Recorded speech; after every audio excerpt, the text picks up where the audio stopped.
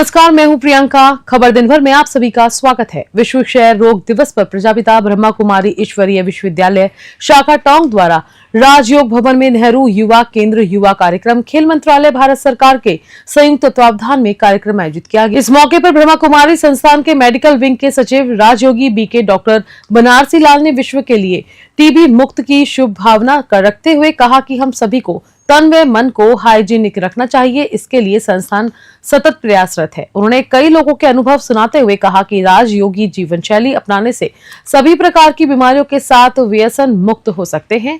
इसमें withdrawal symptoms भी नहीं होते। उन्होंने बताया कि संस्था के कार्यों को देखते हुए भारत सरकार के सामाजिक और अधिकारिता मंत्रालय ने 4 मार्च 2023 को दिल्ली के शास्त्री भवन में कैबिनेट मंत्री डॉक्टर वीरेंद्र कुमार की उपस्थिति में ब्रह्मा कुमारी संस्थान के साथ एमओयू किया तथा नशा मुक्त भारत अभियान की शुरुआत की। इस अभियान के माध्यम संस्था ने अब तक देश भर में लगभग 3 करोड़ लोगों को नशा मुक्ति की शपथ दिलाई है। टोंक से ब्रिजेश परिडवाल की रिपोर्ट। ओम शांति। आज सारा विश्व टीबी डे मना रहा है, लेकिन टीबी डे मना रहा है, हम भी अपनी शुभकामनाएं दे रहे हैं कि भारत ही टीबी मुक्त न हो बल्कि सारा विश्व ही टीबी मुक्त हो। इसके लिए हमारी शुभकामना है, प्रयास भी है। और ब्रह्मा कुमारी ईश्वरीय विश्वविद्यालय की सतत प्रयास रहती है कि हम अपने हाइजीन को ठीक करें। दूसरा सबसे बड़ी बात है कि लोग नशा करते हैं तो टीबी की चपेट में चले जाते हैं।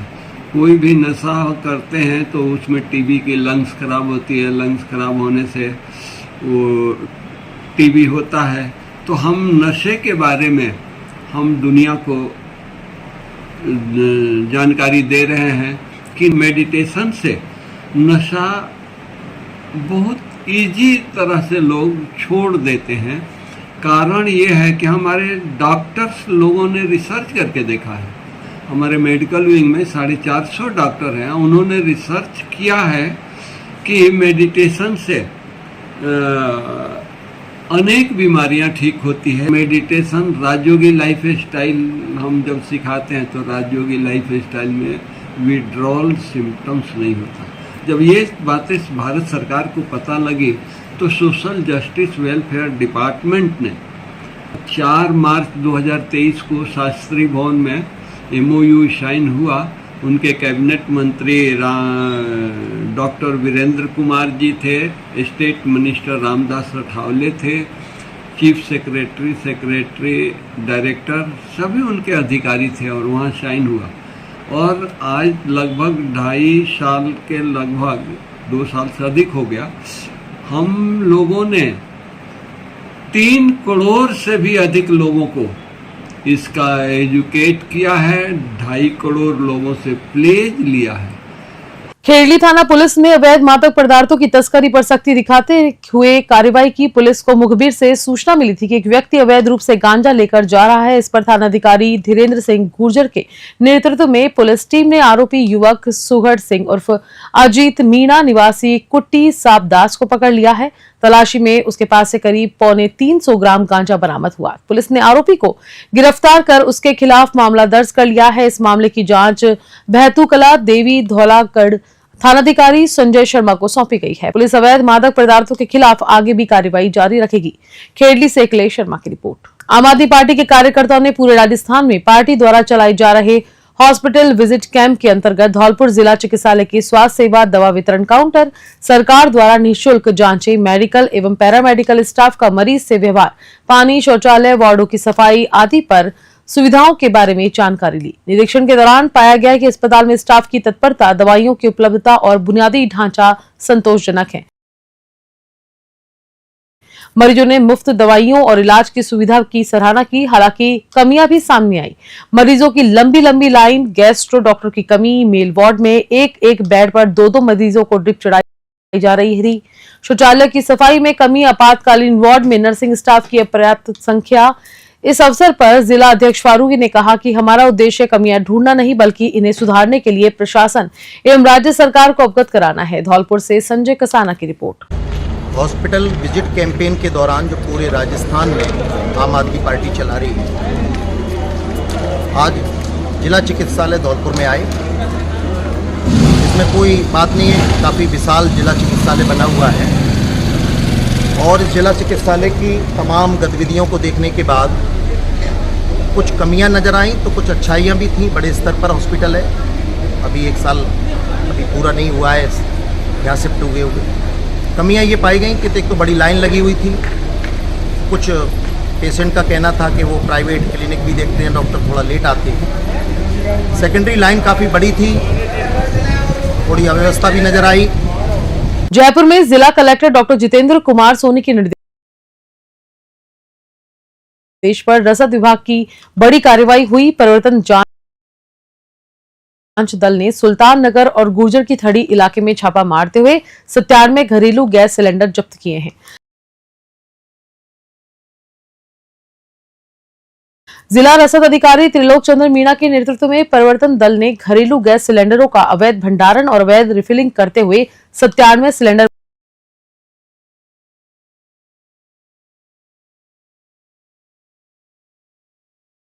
बरामद किए। इसके अलावा मौके से 95.8 किलो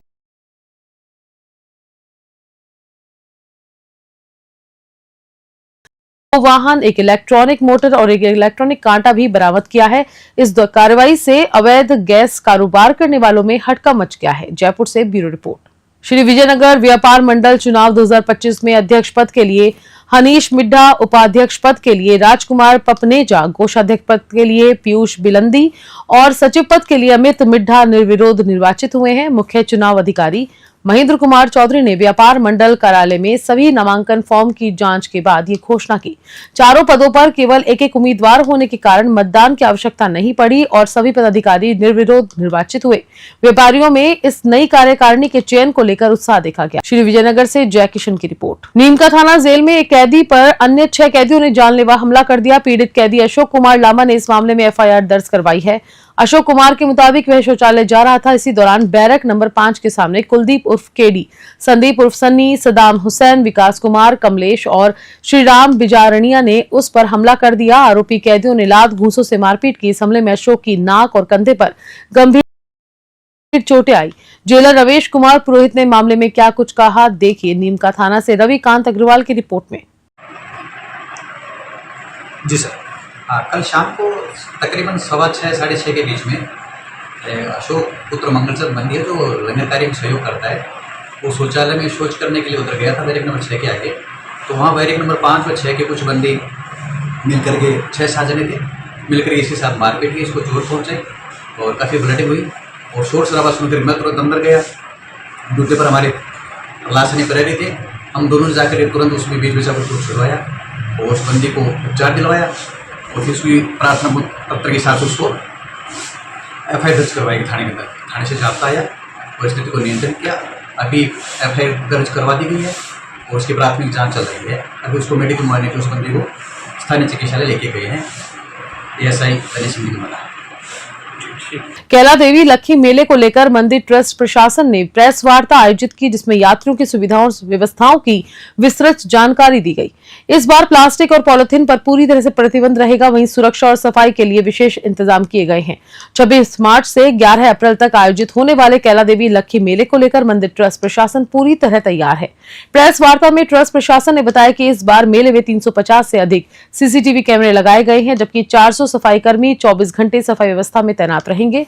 श्रद्धालुओं की सुविधा के लिए मंदिर परिसर में वातानुकूलित हवा और केवड़ा जल छिड़काव की व्यवस्था की गई है।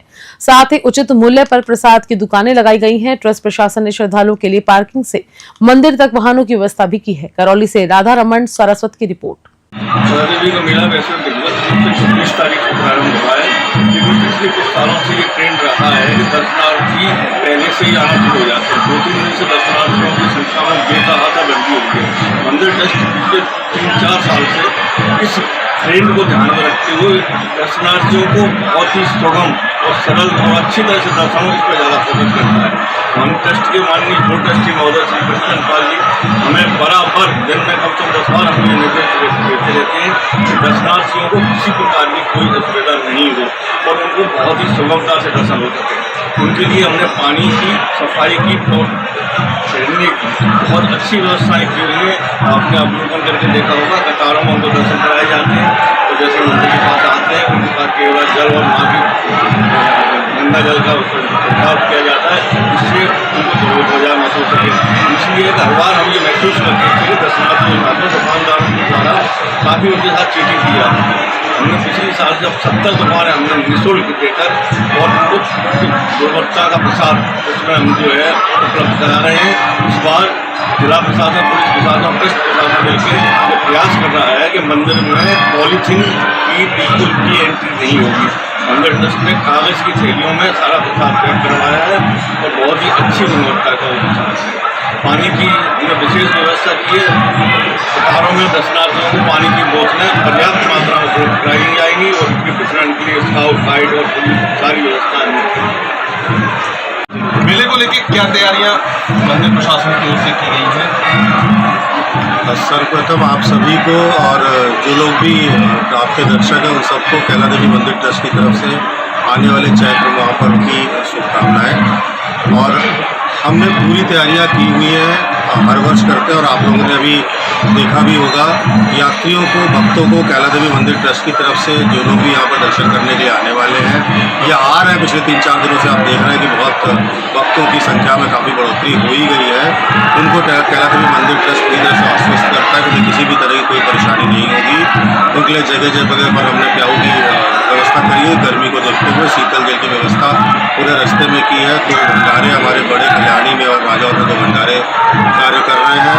जगह जगह शौचालयों की व्यवस्था हमने करी है। मंदिर ट्रस्ट की तरफ से निःशुल्क से लेके कम शुल्क वाली धर्मशालाओं की व्यवस्था की गई है, जिससे उनको रहने के लिए भी कोई असुविधा ना हो। और यहाँ पर अगर थक के आते हैं तो उसके ऊपर उनके ऊपर केवड़े की जल की फॉगिंग की व्यवस्था की गई है। पार्किंग से यहाँ तक ई रिक्शा और गोल्फ कार्ट की व्यवस्था की जा रही है, जिससे कि उनको पार्किंग से यहाँ तक आने में भी कोई कष्ट ना हो। मंदिर के प्रत्येक प्रवेश द्वार पर उचित मूल्य की दुकानों की स्थापना की गई है, जिससे कि किसी भी तरह का ठगी भक्तों के साथ ना हो पाए। उचित गुणवत्ता वाला प्रसाद भक्तों को प्राप्त हो। जिले की सपैऊ पंचायत समिति में प्रधान दुष्यंत सिंह बघेल की अध्यक्षता में साधारण सभा की बैठक आयोजित की गई। इस दौरान सरकारी योजनाओं के क्रियान्वयन और ग्रामीण समस्याओं पर विचार व्यक्त हुए। बैठक में विकास अधिकारी रामबोल सिंह समेत पंचायत समिति के सदस्य, अधिकारी और जनप्रतिनिधि शामिल हुए। इसमें शिक्षा, स्वास्थ्य, सड़क, पेयजल और कृषि से जुड़ी योजनाओं की प्रगति रिपोर्ट प्रस्तुत की गई।